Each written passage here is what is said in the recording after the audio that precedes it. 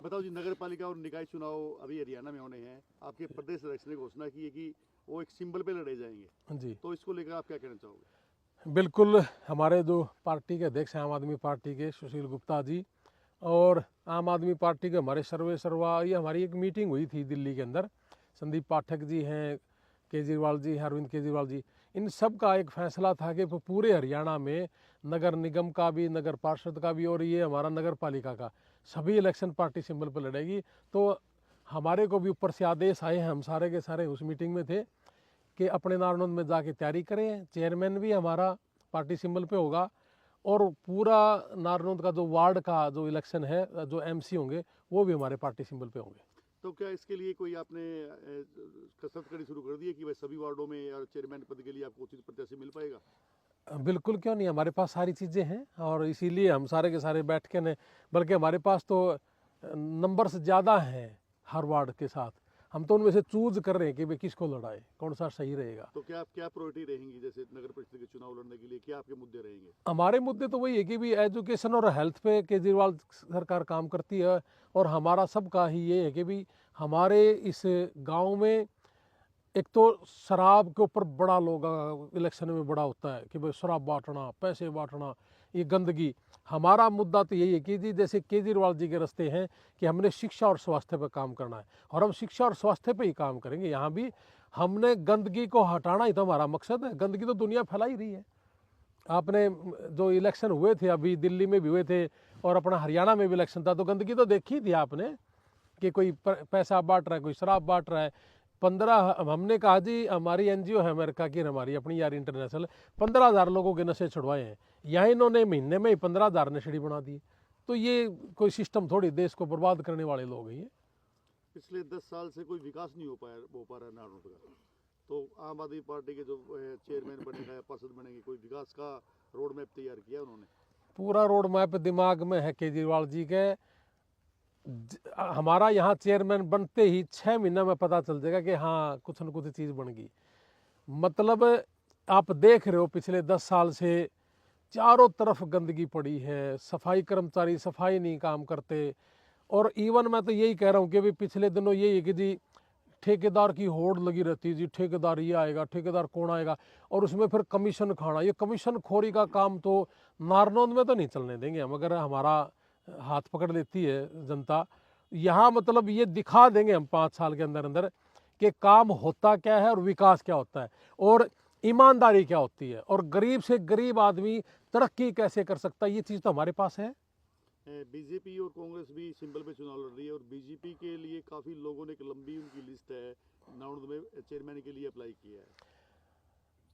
मैंने वो लिस्ट तो नहीं देखी, लेकिन मुझे लगता है कि कोई सोशल आदमी तो मेरे पास, उनके पास होगा ही नहीं, और होगा तो मेरी समझ वो बीजेपी के पास जाएगा भी नहीं। और रही बात कांग्रेस की, कांग्रेस के पास तो जिला अध्यक्ष भी नहीं है, हल्का अध्यक्ष भी नहीं है। ये जस्सी बना है, ये कितना पार्टिसिपेट करेगा आने वाला समय बताएगा। लेकिन मैं तो इन सारा ने कहूँ कि आओ भाई, अच्छी बात है, जो सा भी अच्छा काम करेगा हम तो उसका स्वागत करेंगे। लेकिन हमारे हमारे जो मुद्दे हैं ना, इनके मुद्दे पूरा हरियाणा देखता है, पूरा हरियाणा जानता है। पहले भी कांग्रेस का राज रहा है, अब बीजेपी का राज भी देख लिया। एक बार नारनौंद की जनता हमारे आम आदमी पार्टी के चेयरमैन को भी मौका दे के देखे।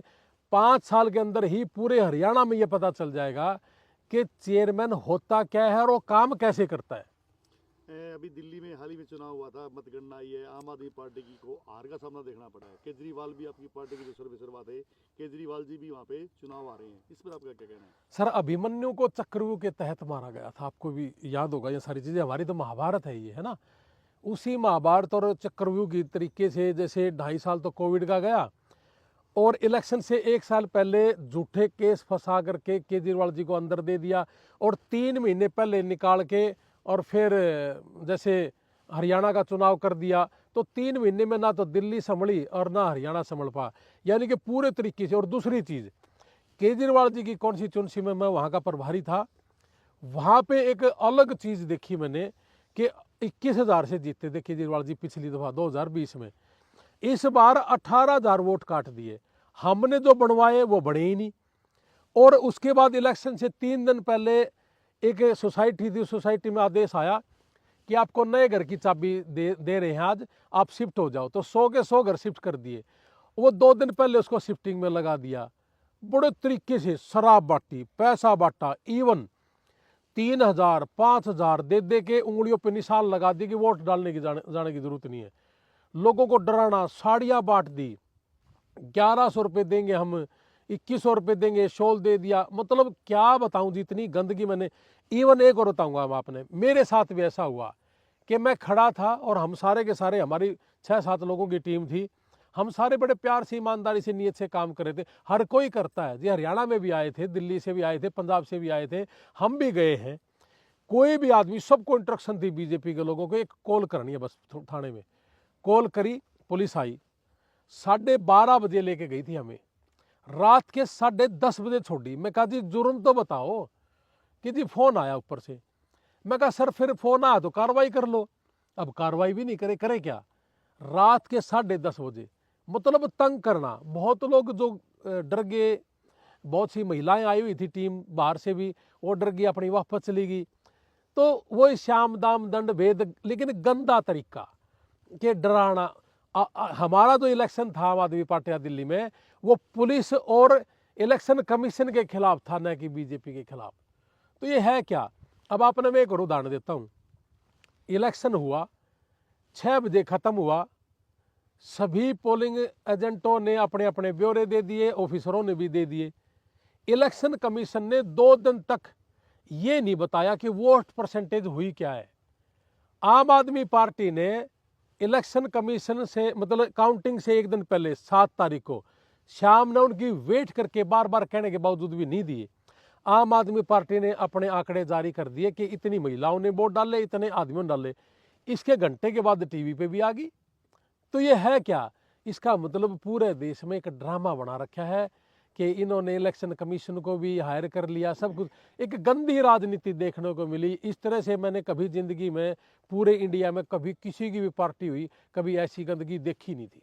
दिल्ली की हार का हरियाणा में भी असर पड़ा है, क्या पार्टी अपने आप को स्टैंड पे खड़ा कर पाएगी? 44% वोट आया है आम आदमी पार्टी का, और 45% वोट आया है भारतीय जनता पार्टी का। 3% का फर्क है। वोट तो परसेंटेज वहीं की वहीं खड़ी है जी हमारी। ये एक अलग बात है कि हमारे एमएलए थोड़े घट गए, बाकी जो हारे हुए हैं, कोई 1000 से है, कोई 2000 से, इससे ज्यादा का तो है भी नहीं। और साथ में मिल ली इनके कांग्रेस भी, और कांग्रेस के कैंडिडेट उतार दिए, उन्होंने भी वही पैसा और गंदगी करके कहीं 4000 वोट ले लिया। शीला दीक्षित का बेटा के 4000 वोट आई हुई है। गंद खंडा रखा था इनने भी, कितने वो लगा दिया कि भी सीवर लगा दिया, इनको हम यहाँ चेक कराएंगे, खाना खिलाएंगे, बड़ा ड्रामाबाजी के जी, हम इनको नौकरी लगवा देंगे लालच में दे के। यानी कि की बार तो कांग्रेस भी और बीजेपी भी दोनों मिली हुई थी। 15 सीट ऐसी हैं जिनमें 1000, 2000, 4000 का फर्क है, और उतने ही कांग्रेस पार्टी का आई हुई थी। यानी कि पूरा ड्रामा दोनों ने मिलकर करा है। आम आदमी पार्टी को तो मैंने कहा ना कि चक्रव्यूह की तरह, कि पहले जेल में डाल दिया, वो चक्रव्यूह था कि इस समय डालना इनको, और फिर कोई केस था ही नहीं।